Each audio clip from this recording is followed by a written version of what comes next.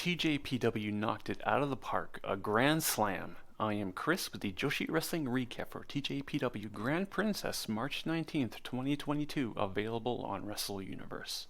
TJPW put on the biggest show in their 9-year history, Grand Princess, at Ryogoku Sumo Hall, a very prestigious venue in Japan.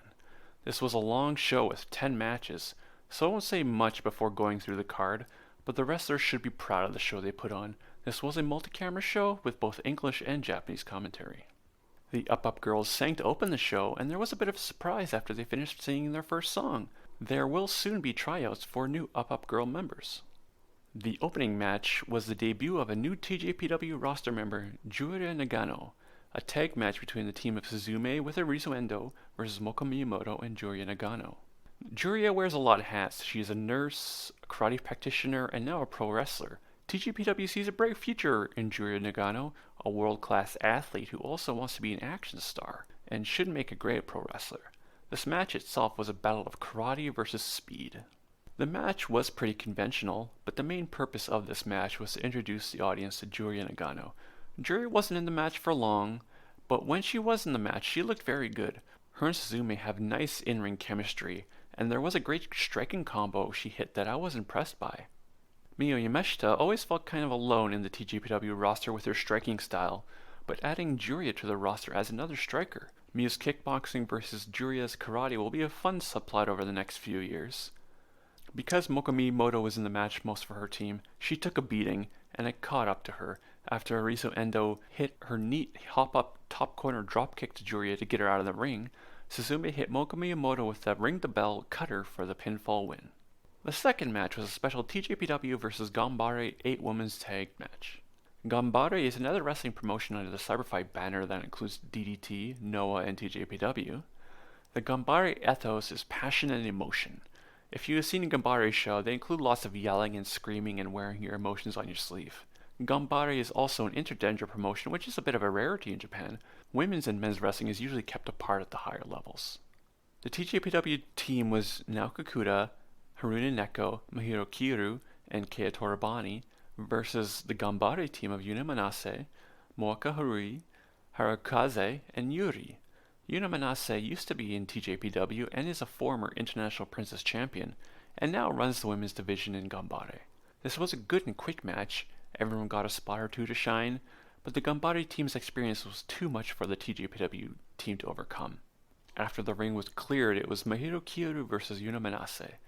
Mahiro got some hope after she took down Yuna with a shoulder tackle, but Yunamenase quickly got back up, though, and ended the match with a giant lariat to Mahiro for the 3 count.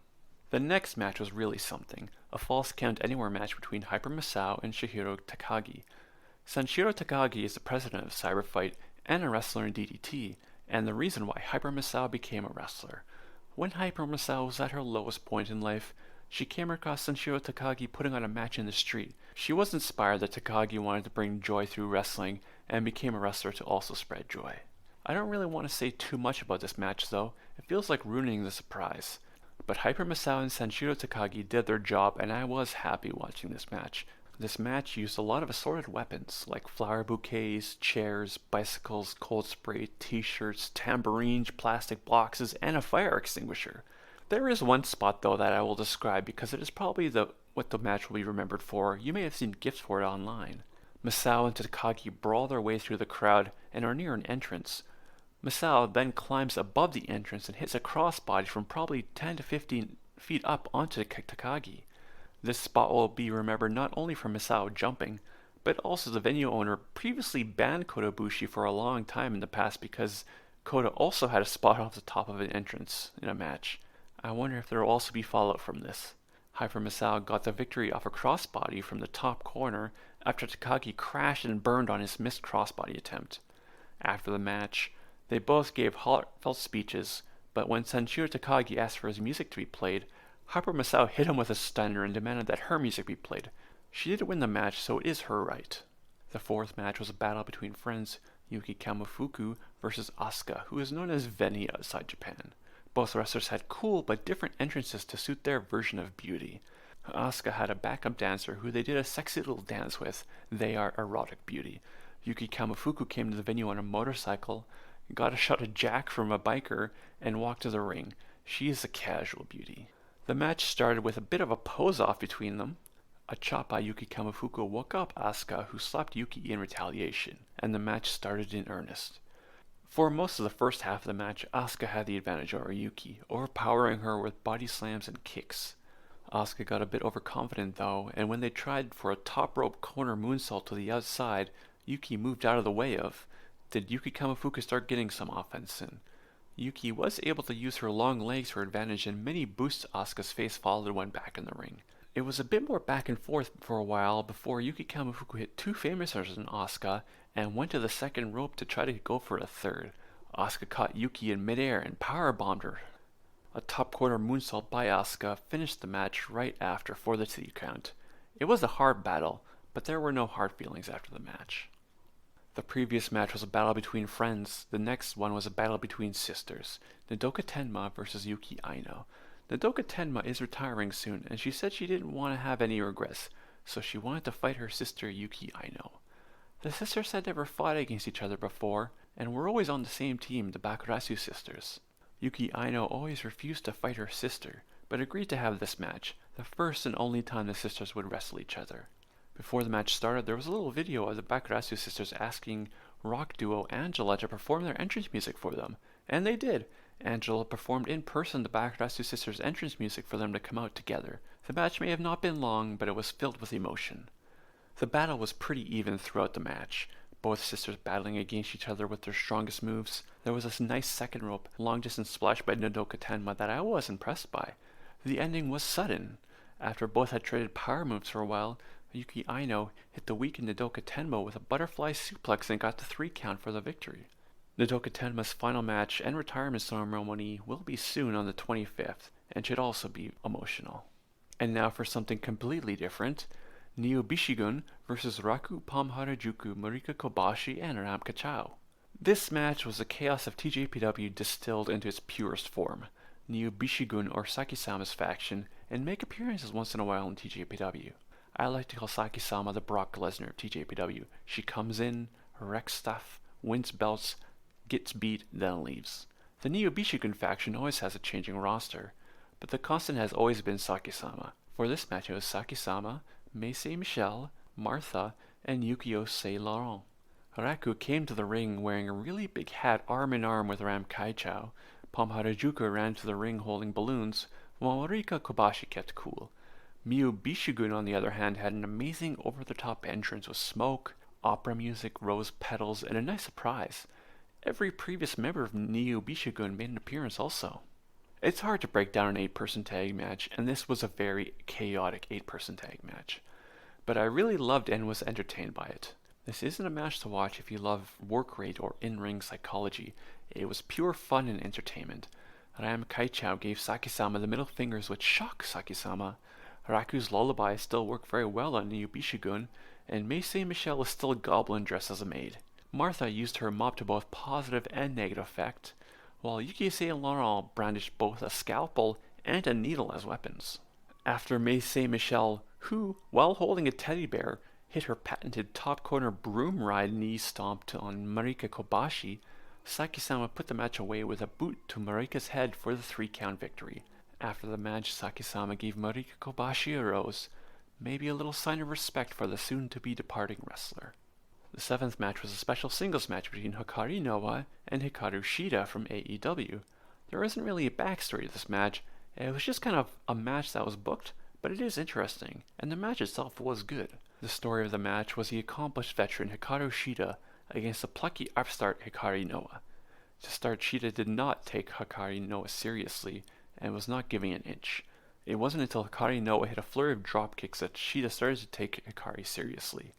The match made its way outside the ring, and that is where Hikari Noa decided to show her determination to the veteran. After Shida missed a flying knee off a chair, Hikari got the chair and hit Shida across the back with it. Hikari Noa then tossed the chair to Shida and asked to be hit back. Shida declined the chair and got the kendo stick and hit Hikari Noa's back. They each hit each other with their weapons, and then the match made its way back to the ring. Throughout the match, Shida had been targeting Hikari Noa's back with backbreakers and submissions. The damage was so much that Hikari Noa wasn't able to hold the bridge after hitting Shida with a suplex, and that pretty much signaled the end of the match. Shida hit a Falcon Arrow on Hikari Noa and pinned her for 3. After the match, Hikari Shida traded some words with Aja Kong, who had been on the Japanese commentary table. Maybe a hint of a future program? The next match was an International Princess title match between failed idol Maki Ito versus successful idol Yuki Arai. Since Yuki Arai came to Tjpw last year, Maki Ito had appointed herself as her rival. Is it a good thing that one of the top stars wants to challenge you? Or is it a bad thing that one of the top stars wants to beat you down? One thing that is for sure is this is going to be the big feud of Tjpw over the next couple of years. Yuki Arai came to the ring wearing a robe, but had a low-key entrance. Maki Ito, on the other hand, came out with backup dancers while she sang her entrance and wielded a new decorated mic stand. Before the bell, Maki Ito and Yuki Arai stared each other down before Yuki backed down into the corner as the match started. Yuki Arai may have Maki Ito beat as an idol, but Maki Ito showed Yuki Arai how much she still needs to learn to grow before she could beat her as a wrestler. Maki Ito, throughout the match, beat on Yuki Arai's back with stomps and submissions. She brought the match to the outside and body slammed Yuki Arai to the floor and ran her back to the post. Maki Ito choked Yuki Arai with a decorated mic stand and mocked her. Maki Ito hit Yuki Arai with draping DDTs to the floor and an avalanche DDT in the ring. Also, don't forget about Maki Ito's hard head. It wasn't total domination though. Yuki Arai showed her resilience by taking a beating and still getting up. Her long legs helped her with kicks to Maki Ito's face throughout the match, but she never got the upper hand for long. After Maki Ito got the Ito special submission on Yuki Arai in the middle of the ring, Yuki tapped, and Maki Ito retained her International Princess title. The semi-main event was next, Princess Tag title match between the two best tag teams in TJPW, the champs Majirabi, Yuka Sakazaki, and Mizuki, versus challengers Daydream, Miya Watanabe, and Enriquezumi. Both teams had fun entrances. Daydream were carried to the ring on a platform, while Majirabi came to the ring on a magic carpet and separated elevated platforms. This was a great match, as would be expected when these teams meet. I am having a bit of trouble breaking down this match. It was a battle of two teams with great chemistry. If there was a through line, though, Daydream may have thought they had a chance of beating Mizuki, but not Yuka, so tried multiple times to isolate Mizuki to prevent her from tagging. Mizuki was too quick and nimble, though, and always found a way out of a bad situation. Miya Watanabe got to showcase her strength by body slamming both members of Majirabi at the same time, and followed that with a giant swing of both of them. Enriquezumi was throwing hip attacks everywhere in the match, and targeted knees, while Yuka Sakazaki's strikes were on point, and her double T moves with Mizuki are always fun. This match also saw a rare whirling candy appearance, the move that seems to break the laws of physics. It looked like Daydream had the match won when they hit their teardrop twisted fate combo move on Yuka Sakazaki, but Rika didn't go for the pin and went for the top corner and missed a hip attack. After that, Majirabi were able to regroup and focus on finishing off Enriquezumi. After a top corner double stomp by Mizuki, Yuka Sakazaki hit a top rope 450 splash, which she calls the magical girl chicken bastard for some reason, and got the pinfall victory. The champions retain. That brings us to the main event, Shoko Nakajima versus Mio Yamashita for the Princess of Princess title. The history of these two go back to the beginning of TJPW. They are original roster members and fought in the first TJPW match. This was a match full of drama and emotion. While Mio Yamashita is the ace, either of these wrestlers could make a claim as to being the soul of TJPW. Both wrestlers came to the ring full of purpose, no theatrics for their entrances. Mio Yamashita fought the match at a deliberate and focused pace. She didn't want to fight a Shoko match, she wanted to fight her match. Well-placed kicks to the head and body aplenty, not taking risks. Shoko Nakajima had to take risks, though. She could not win a striking match with Mio Yamashita. These risks didn't always pay off, though. Early in the match, Shoko Nakajima went for our Lope Suicida to the outside, but Mayo caught her with a kick to the head, and Shoko slumped to the ground. This miscalculation gave Mio the advantage for a long period. Slowly over the rest of the match, Shoko regained her strength, battling against Mio. Shoko Nakajima and Mio Yamashita unloading their most powerful moves on each other, neither backing down until Shoko finally broke through. Shoko Nakajima climbed to the top corner and hit a big senton, and Mio Yamashita couldn't kick out. Shoko Nakajima wins and is the new Princess of Princess champion. After the bell, Shoko Nakajima got on the mic and said she was afraid of Miyu's strength, and that pushes her to get better. Shoko Nakajima doesn't know if she's at Miyu's level yet, but she will get there, and she also thanked Miyu for putting TJPW on her shoulders and being a great champion. And that is the end of TJPW Grand Princess. This was an amazing show, and I would recommend watching all 5 hours of it. I did twice. TJPW knows how to put on a big show, keep you entertained, and looks to have a bright future. This may have been the biggest TJPW show so far, but bigger shows will happen in their future. The next TJPW show is on the 25th, and will be Nodoka Tenma's retirement, which will be bittersweet. This has been the Joshi Wrestling Recap for TJPW Grand Princess, March 19th, 2022. Thanks for listening.